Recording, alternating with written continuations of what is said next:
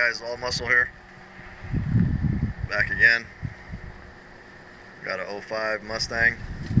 It's a V8, it's a GT car. And it's got the 3-valve 4.6 liter. I just picked this up actually today. The car is complete. No body damage on this one. Engine has got the problem on this one, so we're going to go ahead and replace the engine on it, and that should be it. While I'm in the engine compartment, actually when I have the engine out, I'm going to take a look at the clutch and possibly put a new clutch in it depending on what I see down there. But again, 05 GT, 5-speed. It's got the T3650, nice and clean on the inside. Got 117 on it. I picked it up pretty cheap, so I like it. It's a nice little car. Basically, the problem with it was the timing chain snapped, and I rotated it. I was able to rotate it a little bit, and I was able to see where the snap was. You see these little teeth here, or these little chain links.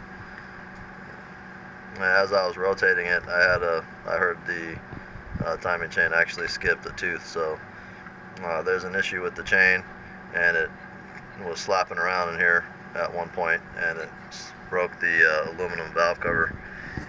So I'm thinking the valves are probably more than likely bent, but after I get the engine replaced, I'll go through it and see if I can save that motor, because I know the bottom end is nice.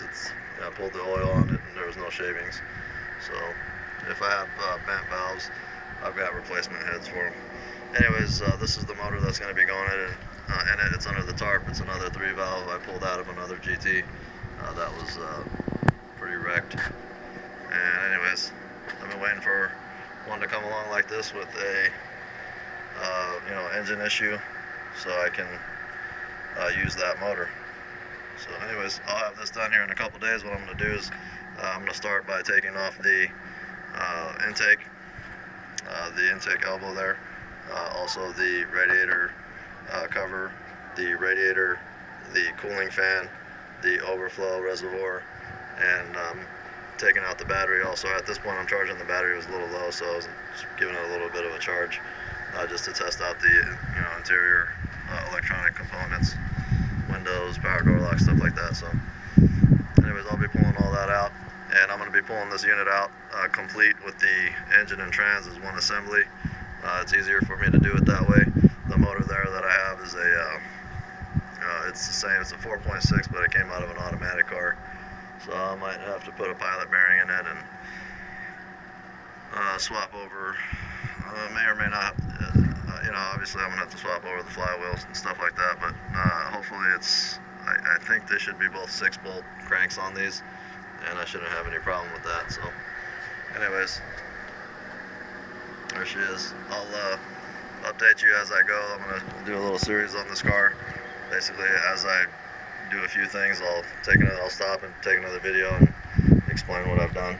And if you're doing this job, maybe I'll show you a couple pointers where you'll see what has to be done, and end up taking care of it yourself. Anyways, I'll talk to you on the next one. This is part 1, introductory.